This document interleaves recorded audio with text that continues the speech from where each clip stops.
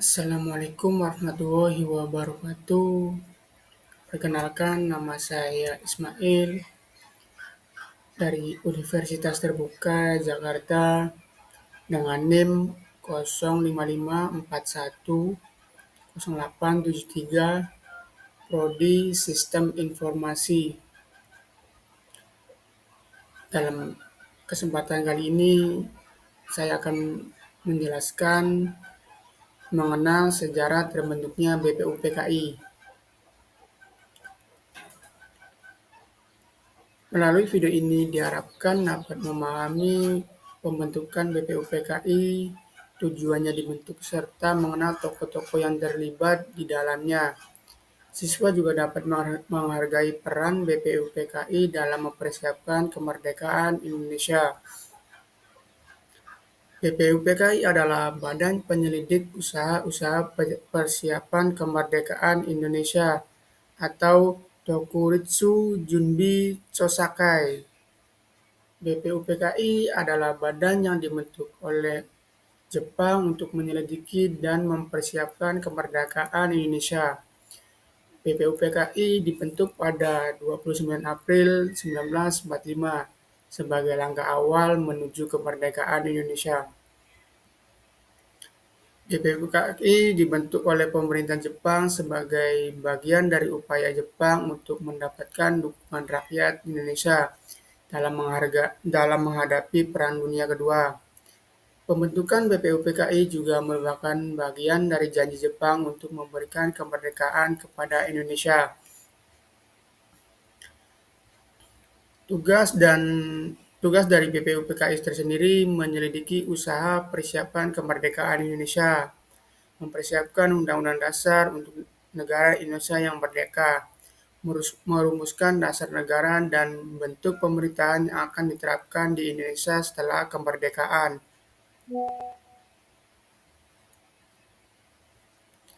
Merumuskan dasar BPUPKI terdiri dari 68 orang anggota yang dipilih oleh Jepang, sebagian besar berasal dari kalangan pribumi Indonesia.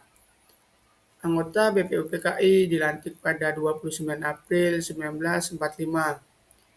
Ketua BPUPKI adalah Rajiman Widyodiningrat, dibantu dua orang ketua muda yaitu Ichibase Yoshino dan Raden Panji Soeroso.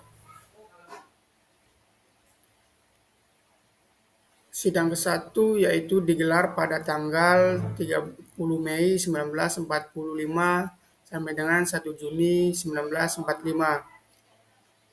Sidang pertama BPUPKI bertujuan untuk membahas dasar negara Indonesia. Pembahasan usulan dasar negara oleh tokoh-tokoh seperti Muhammad Yamin, Suwepomo, dan I.R. Soekarno.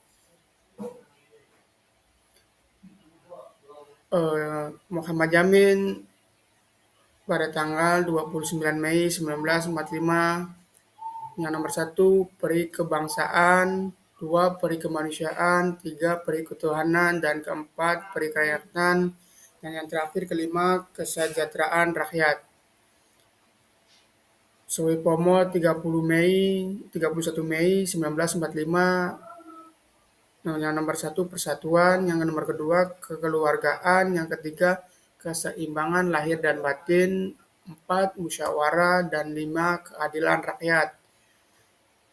Dan I.R. Soekarno 1 Juni 1945 merumuskan 1 kebangsaan, nomor 2 internasionalisme atau perikemanusiaan, 3 mufakat atau demokrasi, 4 kesejahteraan sosial, 5 ketuhanan yang Maha Esa.